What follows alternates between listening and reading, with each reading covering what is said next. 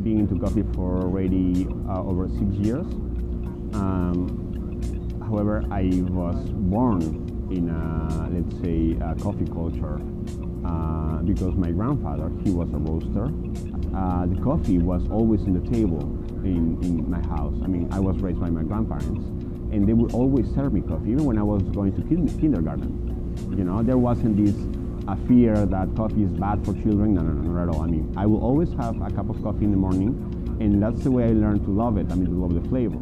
Well, I mean, we source it from all over Peru. Well, I mean, only Peru to begin with, but it depends. It depends because we are all the time getting samples from different parts from the country.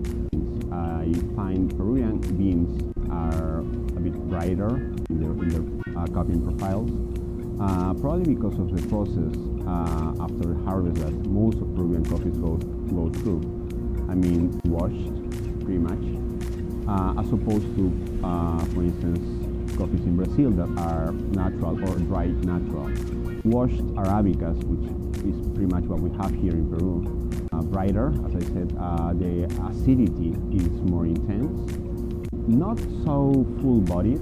I mean, the body is not one of the main characteristics in Peruvian coffee, but it's interesting. It's usually with a lot of citric notes that can go from citric fruits like oranges or tangerines or grapefruit, for instance. More dry fruits notes as well, like figs, dry figs, for instance, in some coffees in the north, like Rodriguez de Mendoza, which is right in the border with Ecuador, or Jaén or San Ignacio. You have also some chocolatey flavors more in the south. Puno, for instance, you get some of those characteristics. Here you can see not only the process of brewing the coffee, which you can see in any coffee shop, but also the process right before that one, which is the roasting process.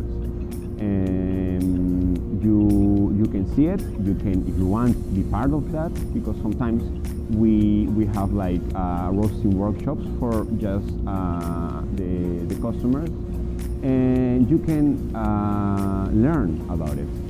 It's the way we build our lab. It's open to public. They can come and see all the roasting process, and also they can buy the beans here and they can take them and make them home. To be honest, I am always nervous. Every time a new customer or a frequent customer comes, I always ask them, how was your espresso, how was your coffee, how was your service in general, because I know how fragile is the service thing, and I know how fragile are, I mean, the process of all that I mentioned, the roasting and preparing the coffee, or, you know. I think it's growing more and more, and I can see that it's, I mean, we move from the 500 grams per person per year up to 1.8 kilos, which is, I mean, more than 3 times the amount of coffee in these probably last 4 years. That's significant, definitely.